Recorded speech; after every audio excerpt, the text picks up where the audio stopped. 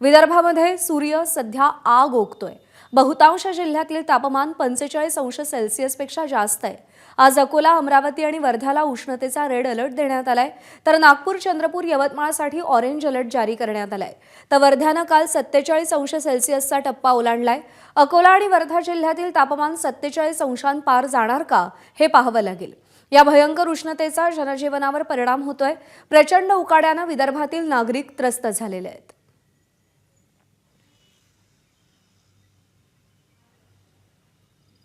तर विदर्भ अक्षरशः या उन्हामुळे, उष्णतेमुळे होरपळून निघतोय। सूर्य आग ओकतोय। वर्धा, अकोला, अमरावतीला उष्णतेचा रेड अलर्ट देण्यात आलेला आहे। सगळ्या नागरिकांनी काळजी घ्यावी। ज्यावेळी उन्हाचा भर असतो त्या दुपारच्या तासांमध्ये घराबाहेर पडू नये। स्वतःला हायड्रेट ठेवण्यासाठी पाणी पीत राहावं असं आवाहन प्रशासनाकडून करण्यात आलेलं आहे। उष्माघातामुळे काही लोकांचा मृत्यू झाल्याच्या बातम्या देखील समोर आलेल्या आहेत आणि त्यामुळे विदर्भातल्या नागरिकांनी खास करून स्वतःची काळजी घेणं अत्यंत गरजेचं आहे आणि तसं आवाहन प्रशासनाकडून सातत्यानं केलं जातंय। गेले 15 ते 20 दिवस आपण पाहिलं तर विदर्भामध्ये सातत्यानं तापमानाचा पारा हा आपण वाढताना पाहतोय आणि लोकांना याचा प्रचंड त्रास होतोय। एसी, कूलर्स काम करेनासे झालेले आहेत। मोबाईलच्या नेटवर्कवर देखील या उष्णतेचा परिणाम झालाय। कॉल ड्रॉप होणं, मोबाईल हँग होण्यासारखे प्रकार देखील या ठिकाणी आपल्याला पाहायला मिळतात आणि त्यामुळे या उन्हापासून स्वतःचा बचाव करावा आणि त्यासाठी आवश्यक त्या उपाययोजना कराव्यात असं प्रशासन वारंवार सांगतंय।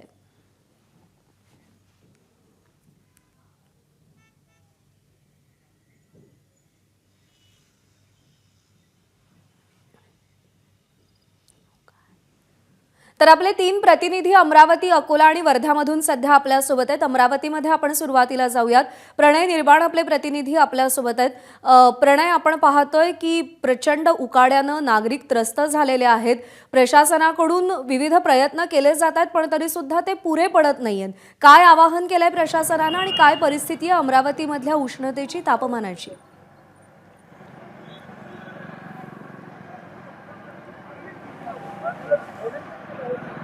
तर आपण मोबाईलमध्ये जर आपण तापमान बघितलं तर सध्या 44 तापमान हे अमरावतीचं दाखवत आहे, परंतु सध्या 45च्या जवळपास आसपास जे तापमान आहे असं जाणवत आहे की 45 आहे आणि हे दुपारी 3 वाजता जवळपास 47च्या वरती तापमान जाण्याचे शिवाय इतकं मोठ्या प्रमाणात उकाडा आपल्याला सध्या जाणवत आहे।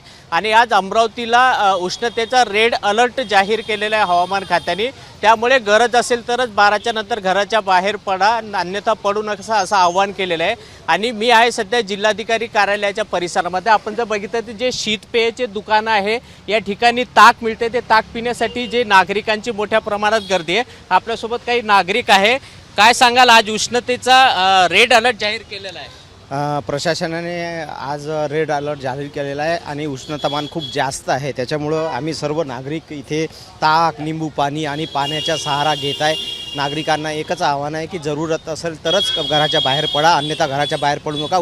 तुम्ही काय कामानिमित्त आलेले बाहेर? मी इथं कलेक्टर ऑफिसला कामानिमित्त आलेलो होतो, पण तुम्हाला जास्त गरज असले तरच बाहेर पडा, अन्यथा बाहेर पडू नका। खूप जास्त उष्णतामान आहे असं मी नागरिकांना आवाहन करतो। प्रज्ञा, नागरिक सुद्धा आवाहन करताय गरज असेल तरच घराच्या बाहेर पडा, अन्यथा पडू नका, कारण तापमानाचा जो रेड अलर्ट आहे तो अमरावतीत दिलेला आहे आणि मागील 4 दिवसापासून जे अमरावतीचं तापमान आहे ते 46च्या वरती गेलेलं आहे।